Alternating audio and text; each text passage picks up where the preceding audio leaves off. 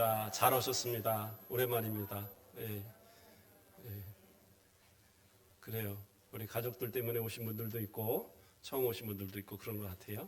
예, 서로에게 또 이렇게 어버이날이 얼마 남지 않아서 아마 이렇게 오신 분들도 있는 것 같은데, 항상 오시게 되면 어버이 주일 설교가 아니라 어린이 주일 설교를 이렇게 듣게 되는 것 같아요.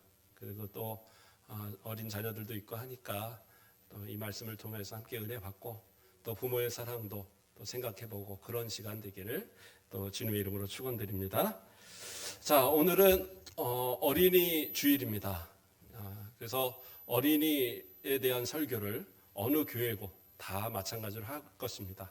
저도 마찬가지로 오늘 동일한 설교를 하게 되고, 이전에 뭐 여러 번 들었던 설교들 가운데 하나인 설교를 또 하게 됩니다. 그러나 하나님의 말씀은 또 보고 또 들을 때마다 또 그것이 은혜가 돼요.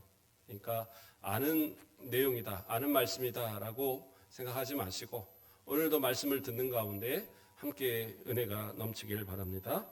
예, 비만이 온다고 계속 또 그런 소리 때문에 들리는 것 같아요. 자, 우리 말씀으로 함께 은혜 받도록 하겠습니다. 오늘은 어린아이 하나라는 제목으로 말씀을 나누고자 합니다.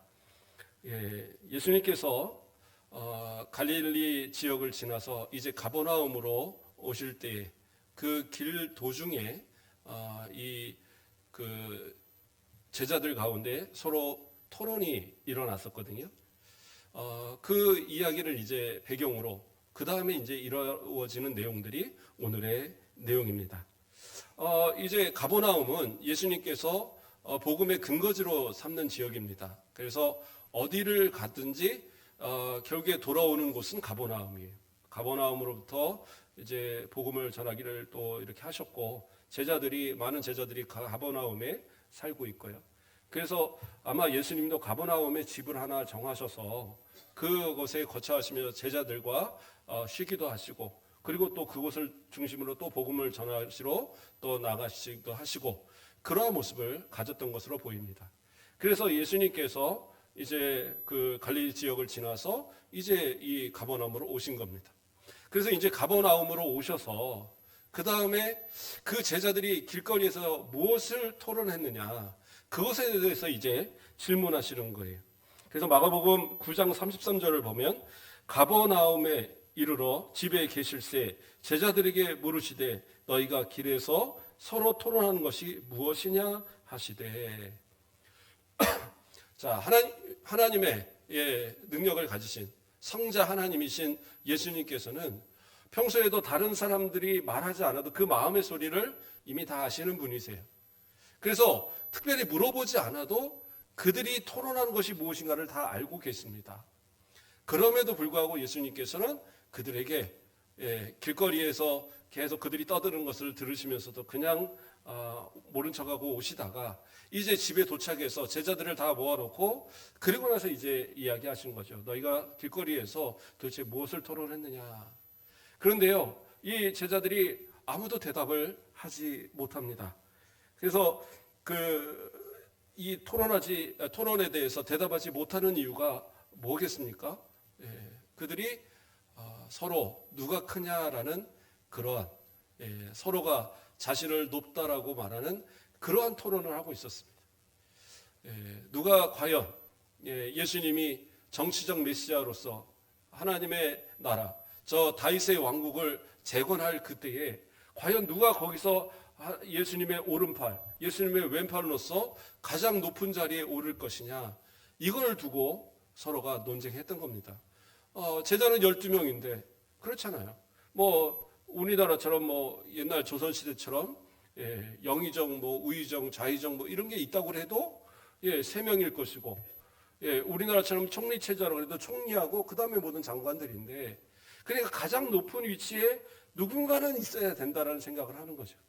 그러니까 아마 서로가 서로에 대해서 너는 이래서 안 돼, 이래서 안 돼, 나는 이러니까 해야 돼, 이러면서 서로가 이제 토론을 했던 그러한 모습이었던 겁니다.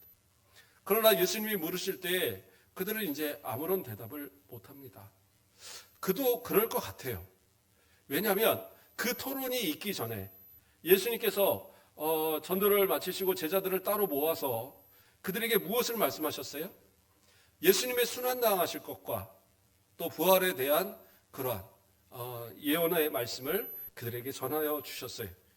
그래서 마가복음 9장 31절 말씀을 보면 이는 제자들을 가르치며 또 인자가 사람들의 손에 넘겨져 죽임을 당하고 죽은 지 3일 만에 살아나리라는 것을 말씀하셨기 때문이니라.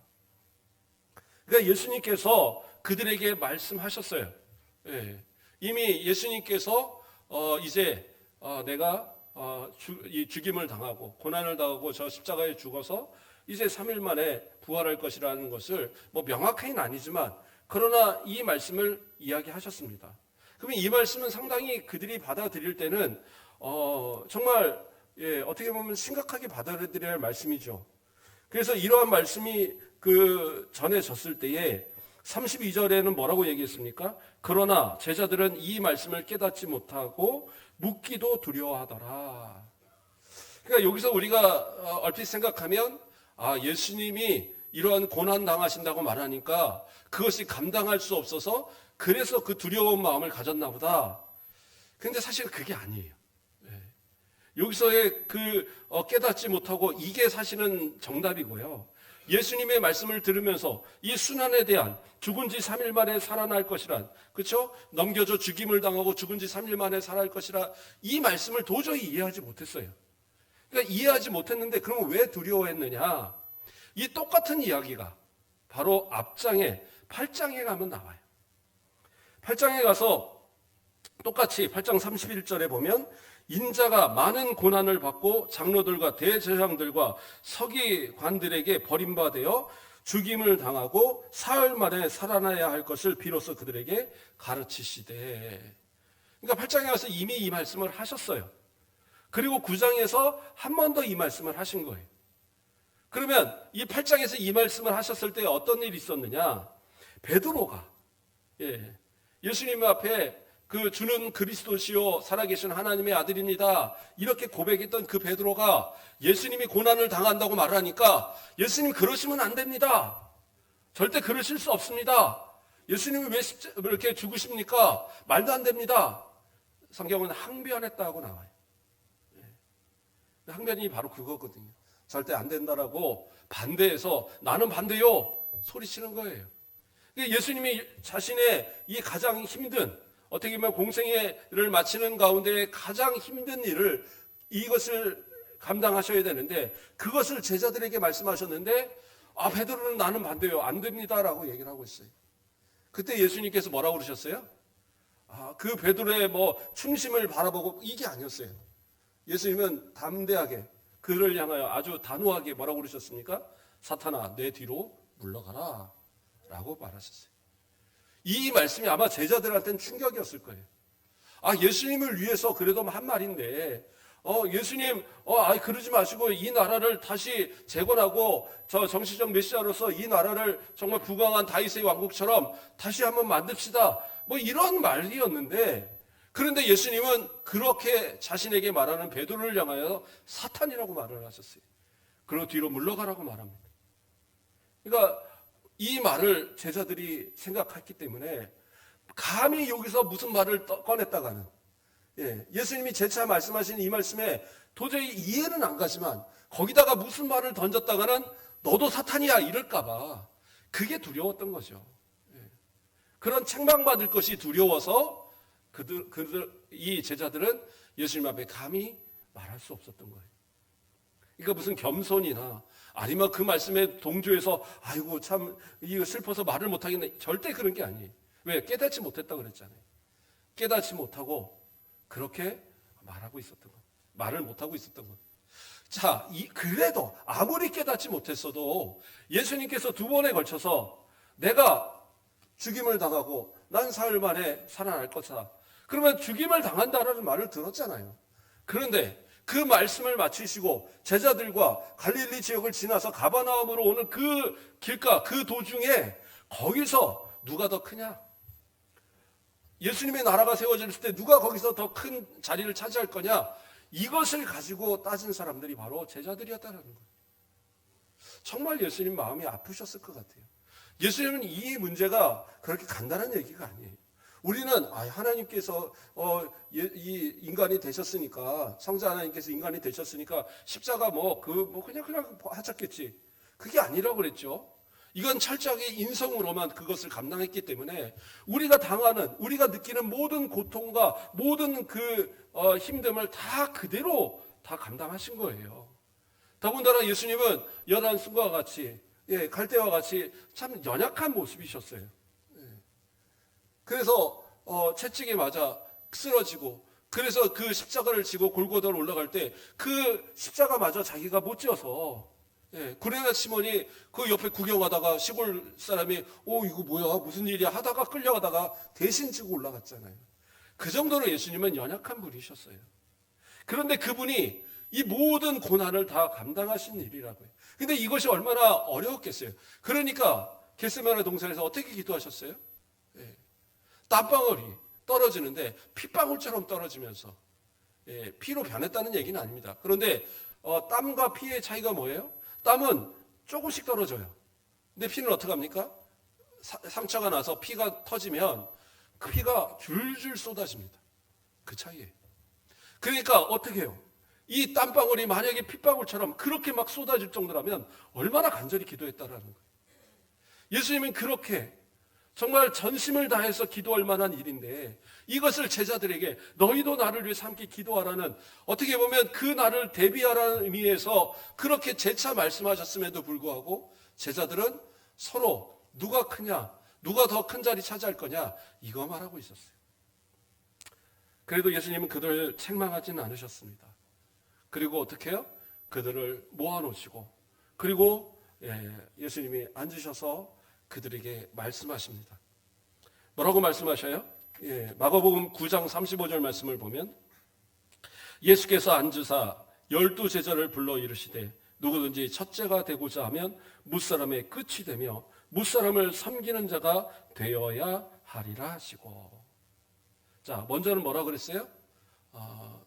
내가 높은 자리에 첫째가 되는 그곳에 있지 말라고 합니다. 차라리 무사람의 끝이 되고 무사람을 섬기는 자리에 그렇게 있어라, 이렇게 말씀하셔요. 어떻게 보면 어떤 분들은 예수님의 말씀에 동의하지 못하는 분들도 있을 거예요. 아니, 그래도 어디를 가든지 머리가 되고 꼬리가 되지 말아야지. 그렇죠? 신명기 28장에 말씀하시는 말씀처럼 머리가 되고 꼬리가 되지 말아야지. 왜 꼬리가 돼야 합니까? 이건 아니지 않습니까? 뒤에 있어야 되는 건 안 되지 않습니까? 예수님께서 하나님께서 머리가 되고 꼬리가 되지 않게 한다라는 것은 어느 자리에서나 사장이 되고 회장이 되게 하신다라는 게 아니에요. 선한 영향력을 끼치는 그러한 사람이 되게 하시는 걸 말합니다. 세상을 이끌어가는 리더의 역할을 하게 한다라는 거지, 그것이 머리가 되어서 거기에 대통령이 되어야 되고 회장이 되어야 되고 그러한 사람이 되라는 것이 아니에요. 우리가 생각하는 것은 어떻게 보면 세상적인 이야기입니다. 그렇죠? 그런 말이 있잖아요. 용의 꼬리가 되기보다는 뱀의 머리가 되라. 이런 얘기가 있더라고요. 근데 이게 원래의 말은 닭의 부리가 될지언정 소의 항문이 되지 마라. 이런 말이 이제 변형이 된 거라고 그러더라고요. 이게 무슨 얘기냐? 아무리 대단한 것 같아도요, 그 앞에 있는 그러한 어떤 위치에 서 있는 사람이 대단한 자리에서 저 말석에 있는 사람보다 낫다. 세상 사람들의 이야기입니다. 근데 주님의 말씀은 그렇지 않아요. 오히려 어떻게 해요? 낮은 자리에서, 그 자리에서 최선을 다하는 그 모습을 주님은 이야기하시는 거예요. 섬겨주고 낮아주고 다른 사람을 먼저 높여주는 그러한 모습. 이게 왜 중요하느냐? 그래요. 예수님의 비유 가운데도 나오지만, 잔치자리에서 딱 가서 자리들이 쭉 있어요. 내가 가장 높은 것 같아. 그리고 가장 먼저 맨 위에 있어요. 그리고 나서 뒤로 사람들이 쫙쫙쫙 앉았어요. 근데 나보다 높은 사람이 왔어요. 그럼 어떻게 되겠어요? 나보다 높은 사람이 오면 그때 한 칸씩 밀어, 이렇게 됩니까? 아니요, 이미 잔치는 시작됐고, 그러니까 어떻게 해야 돼요? 내가 가장 먼저 있던 내가 제일 끝으로 갈 수밖에 없는 거예요. 그것이 주님이 말씀하시는 얘기입니다. 차라리 내가 겸손하고 내가 섬기는 자가 되고 내가 낮아진 자가 되면 내가 나를 높이는 게 아니라 누가요? 타인이 나를 높여주는 것이 가장 영광의 자리인 거라는 거죠. 그래서 성도들은요, 이 자존감이 높은 것은 자만과는 다른 이야기입니다. 자존감이 높다는 것은 앞에서 이야기한 것처럼 내가 어느 위치에 있든지 정말 선한 영향력을 끼치는 그러한 사람이 되어 있는 것이 자존감이 높은 거예요. 나는 뭐 대단한 것 같고 나는 최고인 것 같고 그거는 자만이죠. 자존감이 아닙니다. 그런 자만으로 살아가는 이러한 모습들이 우리 가운데 착각되어져서 자존감이라고 생각하면 그것은 오히려 자신의 삶을 망가뜨리는 이유가 될 수 있어요. 그러나 주님께서 뭐예요? 그들이 뒷자리에 있을 때에 그렇게 되면 어떻게 해요? 하나님께서 그들을 높여주시고 세상 사람들도 그들을 높여서 결국엔 어떻게 해요? 존귀한 자리, 영광의 자리를 얻게 하는 거예요. 그래서 누가복음 14장 11절에 뭐라고 얘기합니까? 무릇 자기를 높이는 자는 낮아지고 자기를 낮추는 자는 높아지리라. 그래서 성도들은요, 좀 그런 겸손한 모습들, 특별히 신앙 안에서 좀 더 겸손한 모습들을 가져야 할 것 같아요. 그래서 내가 직분이 더 있으면 있을수록, 내가 좀 더 지식이 있으면 있을수록, 내가 좀 더 뭔가 능력이 있으면 있을수록 더 섬겨지고 더 낮아지고 그런 모습을 갖는 거예요. 그것이 결국에서는 가장 높아지는 길입니다. 내가 높아지는 것이 아닌 타인이 나를 높여주고 하나님이 나를 높여줄 때 그런 사람이 진짜 높아지는 사람이 되는 것이거든요. 그래서 시편 91편 14절 제가 말씀을 준비하면서 이 말씀이 너무 좋았는데 아마 동글뱅이 이렇게 좀 해놓으셔도 좋을 것 같아요. 시편 91편 14절 하나님이 이르시되 그가 나를 사랑한즉 내가 그를 건지리라 그가 내 이름을 안즉 내가 그를 높이리라. 하나님을 의지하고 하나님을 사랑하고 하나님을 아는 그들을 어떻게 해요? 어떤 어려운 가운데서도 건져주시고 그를 가장 높여주시는 은혜가 있다라는 거예요. 하나님이 높여주실 때 높은 거지 내가 높였다고 높여지는 게 아니에요. 그러니까 예수님은 뭐라고 얘기하셨어요? 그래서 바로 누구든지 높아지려고 하는 사람이 있다면 섬기는 자가 되고 그 끝에 있는 그런 모습이 되어야지 그런 사람이 높아진다라고 말씀하고 계시는 거예요. 마가복음 9장 37절 말씀 누구든지 내 이름으로 이런 어린아이 하나를 영접하면 곧 나를 영접하며 누구든지 나를 영접하면 나를 영접함이 아니요 나를 보내시는 이를 영접함이라 이렇게 말씀하고 계세요. 그렇죠? 여기서 이제 어린아이라는 말씀이 나오는데 이 어린아이 하나 자 이게 이제 두 번째 말씀이 되어지죠. 자, 이 두 번째 말씀을 통해서 예수님이 말씀하시는 건 뭘까요? 어린아이 하나. 이 어린아이 하나를 영접하면 영접한다라는 말은 무슨 말이냐면 받아들인다라는 말입니다. 받아들인다. 그러니까 모셔드린다. 이런 의미를 갖고 있어요. 그러니까 사람을 얘기할 때는 모셔드린다라는 의미고 아주 공손한 모습으로 모셔드린다는 얘기고 사람이 아닌 다른 것을 말할 때는 그것을 잘 깊이 받아들인다. 이런 의미를 갖고 있는 게 이게 영접하면이라는 이야기입니다. 그런데 뭐라고 그래요? 어린아이 하나를 영접하면 이 어린아이라는 건 뭡니까? 우리나라도 과거 어린이에 대한 어떤 그런 대우가 그렇게 좋지는 않았죠. 어린아이들이 아주 그 인간 취급을 못 받는 그런 때가 있었습니다. 그러니까 일제시대 말기 그때 방장환 선생님이 어린이날을 만들고 뭐 그랬잖아요.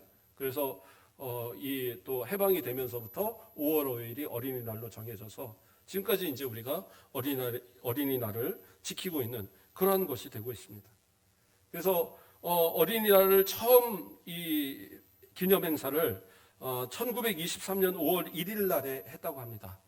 그때에 어른들에게 드리는 글 이렇게 써서 배포를 했는데 거기에 이렇게 써 있었다고 합니다. 어린이에게 경어를 쓰시되 늘 부드럽게 하여 주시오 이렇게 써 있었다고 합니다.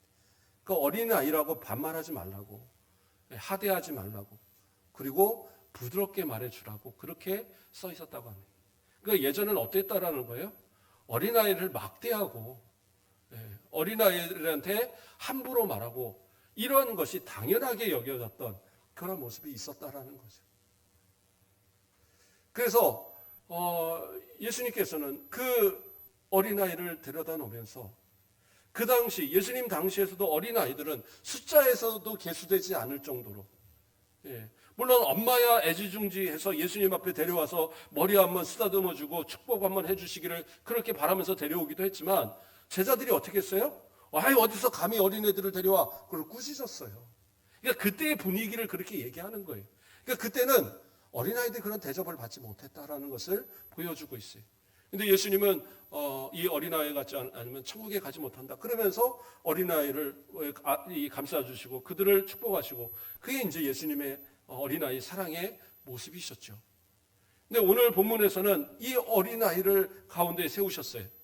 그런데 세우시고 앉으셨어요. 자, 어린아이를 세우셨는데 그 어린아이를 어떻게 하세요? 품에 안으시고 그리고 이 제자들에게 말씀하고 있는 거예요.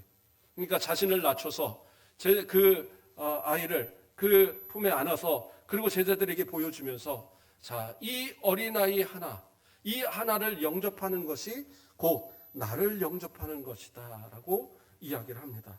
자, 어린아이 하나, 이렇게 연약하고 아무것도 아닌 것 같은 이 아이. 그런데 왜 그 아이를 우리가 영접하는 그런 아주 이 귀한 아이를, 귀한 존재로 우리가 영접을 해야 되느냐? 우리는 한번 생각해 보셔야 돼요. 그 다음 말씀이 뭐라고 합니까? 자, 먼저는 내 이름으로 이런 어린아이 하나를 영접하며, 그러니까 예수님의 이름으로 영접을 해요. 다시 말해서 예수님을 대하듯이 그를 대하는 거예요. 그래서 그를 영접하면 곧 누구를 영접한 거예요? 예수님을 영접한 거예요. 더 나아가서 누굽니까? 누구든지 나를 영접하면 나를 영접함이 아니요 나를 보내시는 이를 영접하라 함이니라. 나를 보내시는 이가 누굽니까? 하나님. 그러니까 하나님을 영접하는 것이 곧 이 어린아이를 영접하는 거다. 그러면 이 어린아이는 누구란 얘기예요? 하나님께서 우리가 영접하도록 우리에게 보내신 존재라는 거예요. 우리의 자녀들을 하나님이 맡기실 때 어떻게 맡기셨는가에 대해서 우리가 생각해 볼 수 있는 그런 기회가 되겠죠. 우리는 낮아지고 겸손하고 이러한 말씀을 우리가 앞에서 말씀을 살폈지만 내가 낮아지고 또 겸손하라고 그러면 그냥 나보다도 좀 대단한 어떤 사람 앞에 나는 낮아지는 걸 자꾸 생각한단 말이에요. 나보다 높은 사람, 나보다 힘 있는 사람, 나보다 대단한 사람한테 낮아지는 것은 그것은 겸손이 아니에요. 그냥 누구나 그렇게 합니다. 대통령 앞에서 당당하게 이름 불러가면서 야 할 사람이 누가 있어요? 아무리 대통령 욕을 먹어도 그렇게는 못합니다. 왜요? 그 위치가 있고 나는 낮은 거니까. 그러면 겸손은 누구냐? 나보다 연약한 사람, 나보다 낮은 사람, 그 사람들을 향하여서 내가 그들과 같이 낮아지는 것이 겸손인 거예요. 그러니까 영접한다라는 건 뭡니까? 결국은 어린아이, 그 인간 취급도 받지 못하던 그러한 시절의 그 어린아이 하나를 영접하는 마음으로 대한다라는 것은 하나님께서 이 아이를 내게 주셨다라는, 이 아이를, 하나님의 자녀를 우리에게 맡기셨다는 마음으로 그들을 대하라는 거예요. 그러니까 우리가 내 자녀라는 생각이 아니라 내게 맡겨진 왕자나 공주라고 생각하면 어떨까요? 뭐 이렇게 하면 좀 잘 그 실감이 안 날지 모르니까 아주 실감나게 얘기를 해보면 이래도 되는지 모르겠지만요. 북한에 지금 저기가 김정은이잖아요. 김정은. 예, 김정은이 딸이 있더라고요. 예, 딸이 뭐 주애인가 누군가를 맨날 데리고 다니는데 아직 어린 아이더라고요. 그러면 이 어린 아이를 누군가는 가르칠 거 아니에요. 근데 만약에 우리 박영근 장로님 주일학교 잘 가르치니까 당신 일로 와. 그래갖고 여기다 앉혀놓고 이제 우리 아이의 이 공부 좀 가르쳐. 그러고 맡겼다고 생각을 해보세요. 자기 고모부를 박수 건성건성 쳤다고 갖다가 총살시킨 사람이에요. 그런 사람인데 자기 사랑하는 딸을 교사로 맡겼는데 건성건성 가르쳐 보세요. 어떻게 하겠어요? 목숨을 부지하기 어려울 겁니다. 하물며 온 세상을 창조하시고 온 만유의 주가 되시는 하나님께서 그 사랑하는 자녀를 우리에게 맡기셨는데 우리가 그 자녀를 키우는 데 있어서 건성건성한다. 그러면 과연 하나님 앞에 그것이 올바른 모습이겠느냐. 먼저는 그걸 좀 생각해 보자라는 거죠. 이 자녀를, 내게 주신 이 자녀를 예수님을 대하듯이, 하나님을 대하듯이, 그 영접하듯이 그렇게 대할 때에 결국엔 그 아이가 나중에 어떻게 돼요? 온전한 하나님의 자녀로 클 거 아니에요. 자녀들도요, 품 안의 자식이란 말이 있잖아요. 어른이 되고 장성하면요, 그 다음에 내 말을 듣지 않습니다. 근데 부모들은 아이들이 어렸을 때는 할 수 있는 한 지식만 넣어주고 할 수 있는 한 그가 살아가는 뭔가 이 생활의 방법을 배우는 것에 너무 많은 것들을 투자합니다. 근데 신앙에 대해서는 많은 투자를 하지 않아요. 그냥 신앙은 야, 교회 가야지. 교회 가. 나 오늘은 가기 싫은데 어딜 따라와. 그리고 교회에다 앉혀놓으면 그게 신앙생활 다 가르쳤다고 생각을 해요. 그렇지 않습니다. 그게 신앙생활 아니에요. 그 아이가 세상의 학문을 배울 때도 그 단계에 맞춰서 하나하나 치밀하게 배워가고 그 모든 과정을 통해서 결국에서는 어느 정도의 지식이 들어가서 그걸 가지고 대학도 가고 자기 전공을 살려서 직장도 구하고 이렇게 되는 건데 하나님의 말씀을 배우고 그것을 통해서 신앙을 내가 성장하기 위해서는 얼마나 치밀한 그런 교육이 필요하겠어요.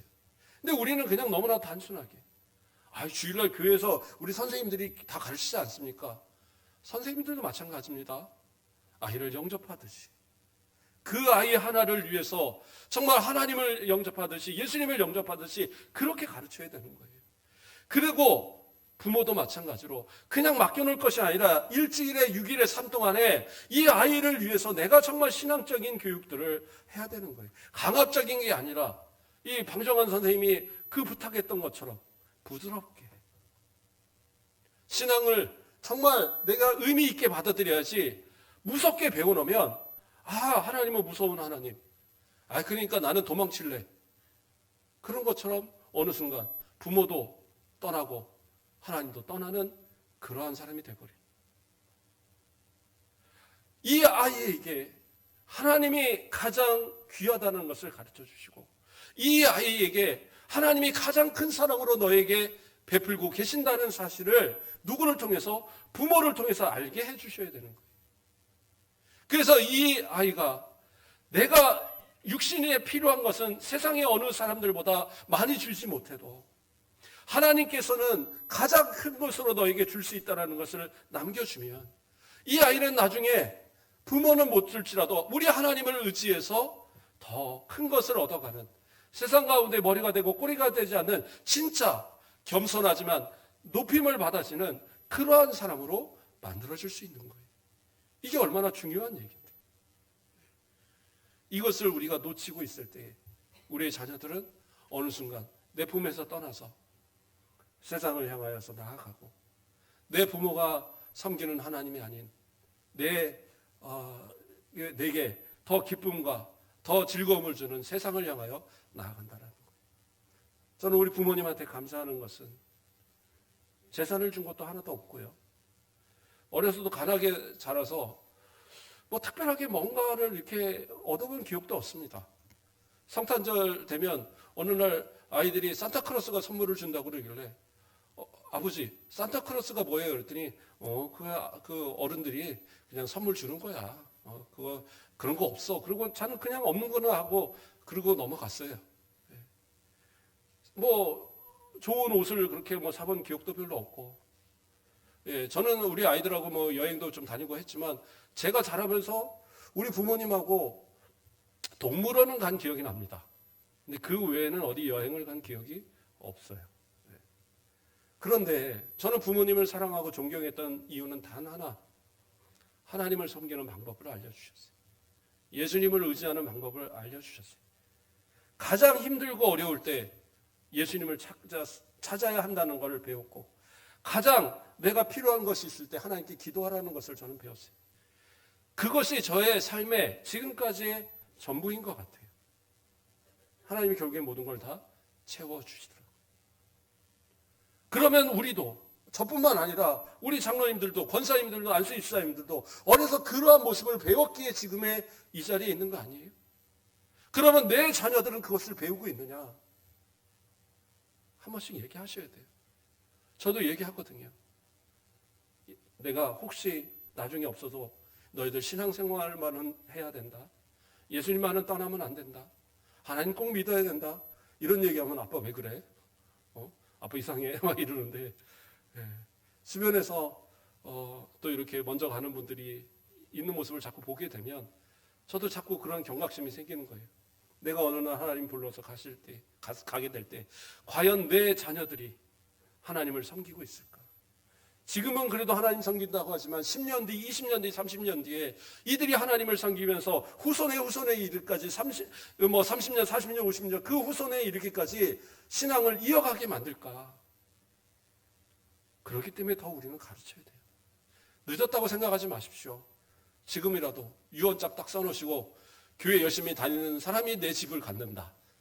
막 이렇게 좀 써놓으세요. 저는 집이 없어서 못 줍니다. 그럼 뭐라고 얘기를 할까요?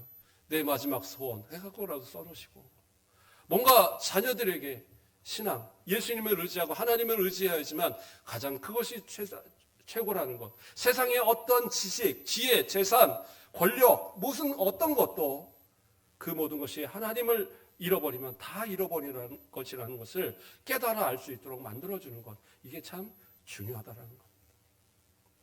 예수님이 또 이 어린아이 하나를 데려온 의미는 뭘까요? 방금은 어린아이에게 집중을 했고요. 아까 말한 대로 어린아이는 가장 낮은 자의 어떻게 보면 대표적인 모습입니다.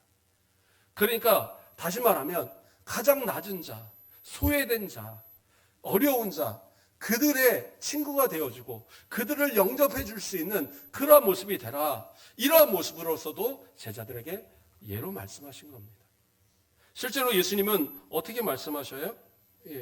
그리고 어떻게 행동하셨습니까? 누가복음 5장 30절 말씀을 보면 바리새인과 그들의 서기관들이 그 제자들을 비방하여 이르되 너희가 어찌하여 세리와 죄인과 함께 먹고 마시느냐. 예수님은 어떻게 하셨어요? 예수님은 세리들과 또 이 유대인들이 죄인이라고 여기는 이들과 또는 이방인들과 그들과 함께 먹고 그들과 함께 이야기 나누고 그들을 고쳐주시고 그들에게 천국 복음을 전하시고 그게 예수님의 모습이었어요. 이 유대인들은 이게 못마땅했습니다. 아니 그래도 랍비라고 선생님이라고 이렇게 인정받는 그러한 예수가 어떻게 해서 저런 죄인들과 저런 세리들과 함께 먹고 마실 수 있어? 그건 말도 안 돼! 라고 욕하고 비방했어요. 그러나 예수님은 몸소 그 모습을 보여주셨습니다. 가장 낮은 자 하나, 가장 힘없는 그 세상에서 소외되고 세상에서 손가락질 당하는 그들의 친구가 되어주심으로 인해서 세리 마태는 어떻게 했어요? 자신의 모든 직업을 내려놓고 예수님을 따라서 제자가 되었어요. 삭개오는 어떻게 했어요? 자신의 소유를 내어서 사람들에게, 가난한 사람들에게 나눠주겠다라고 그렇게 얘기했어요. 수많은 사람들이, 소외된 사람들이 예수님을 찾았고 병든 자들이, 심지어 당시에 저주받은 병이라고 생각했던 문둥병을 걸린 이 한센병을 걸린 이 사람들조차도 예수님 앞에 나올 때 예수님이 그들을 어루만져 주시고 낫게 하시는 그러한 은혜를 베푸셨어요. 그게 예수님께서 보여주신 본입니다. 그러니까 제자들을 향하여서 이러한 자 하나를 나의 이름으로 영접하는 것, 이러한 이 작은 자 하나를 나의 이름으로 영접하면 그것은 나를 영접하는 게 아니라 곧 뭐예요? 하나님을 영접하는 것이다. 그렇게 가르쳐주고 있다는 얘기예요. 우리가 잘 아는 이야기지만 결론을 삼아 말씀합니다. 염소와 양의 비유에서 염소편에 있는 사람들, 그 영영한 불에 들어가는 그들, 그 이유가 뭐였어요? 가장 힘들고 어려운 자들, 병든 자들, 옥에 갇힌 자들, 배고파하는 자들, 추워하는 자들, 그들에게 옷을 입히지 않고 그 과목에 찾아가 보지도 않고 그리고 그들의 병든 것을 이렇게 돌보지도 않고 했던 그런 모습, 배고픈 자에게 그 음식을 주지 않았던 이러한 것들, 이 모든 것들이 결국에는 예수님께 하지 않은 것이고 그것으로 인해서 결국에 어디예요? 지옥을 갈 죄라고 그렇게 예수님은 비유로 말씀하셨어요. 저와 여러분들이요, 할 수 있으면 낮은 자의 편에 서시기 바랍니다. 할 수 있으면 연약한 자의 편에 서시기 바랍니다. 그리고 그들을 위해서 헌신하는, 영접하듯 좀 이렇게 그들과 함께 해주십시오. 그러면 어떻게 돼요? 그들로 인해서 결국에는 내가 높아지고, 그들로 인해서 하나님께 영광이 되고, 그들로 인해서 천국에 갔을 때 내가 받을 상이 쌓여줄 수 있는 거예요. 말씀을 정리하겠습니다. 높아지려고 하는 자는 어떻게 해요? 겸손하게 섬기는 자들이 되시고, 어린아이 하나를 대할 때에도 함부로 대하지 마시고, 꽃이 이쁘다고 하다 꺾어버리지 마시고, 더 아름다운 꽃으로 자라갈 수 있도록 하나님의 영광을 위한 그러한 가득한 향기를 풍길 그러한 꽃으로 잘 피어나도록 그렇게 어린아이를 영접하여 주시고, 내게 맡긴 자녀들을 어떤 세상의 지식과 지혜보다도 신앙으로 그들을 올바로 하나님의 자녀로 키워주시는, 더 나아가서 연약하고 힘들어하는 자들, 그들의 친구, 예수님이 그들의 친구가 되었듯이 우리도 그들의 친구가 되어주는, 그래서 하나님께 영광이 되고 저 영원한 천국에 우리의 보화를 쌓고 또 그 큰 상을 받아 누릴 수 있는 저와 여러분 되시길 주님의 이름으로 축원드립니다. 기도하겠습니다. 사랑의 하나님, 감사를 드립니다. 우리는 연약합니다. 부족합니다.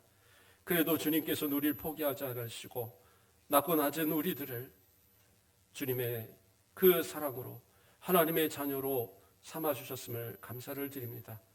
우리는 연약한 가운데 이 은혜를 받았사온데 우리는 항상 높아지려고 하고 낮아지기를, 섬기기를, 겸손하기를 우리는 거부했던 모습은 아니었습니까? 이제로 우리는 더 낮아진 모습, 어린아이 하나에도 함부로 대하지 않고 한 영혼을 천하보다 귀하게 여기시는 주님을 닮아 가장 낮고 천한 그 자리에까지도 그들과 함께 할 수 있는 믿음의 사람들 되어지도록 인도하여 주시옵소서. 감사합니다. 예수 그리스도의 이름으로 기도드립니다. 아멘. 우리 찬송가 569장 찬양 드리겠습니다.